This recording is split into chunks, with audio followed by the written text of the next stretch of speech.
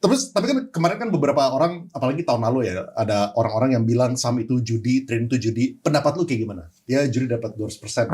Oke. Put aside agama, put aside, let's say aku agree lah gitu kan, saya setuju. Trading itu judi, kita setuju di sini. Saya nanya gitu kan, kalau misalnya trading itu judi, kamu bisa kaya karena judi trading, mau nggak? Ya, manusia mau kayak gitu ya kan. You pilihlah gitu, kamu 9/4 cuma nyambung hidup dengan kekurangan, atau kamu judi di trading tapi kamu kaya gitu. Jawaban orang normal gitu menurut saya sih, orang akan jawab judi gitu, dan which is what is wrong with that kayak gitu. Dan semua yang kita hidup ya kita judi gitu ya kan.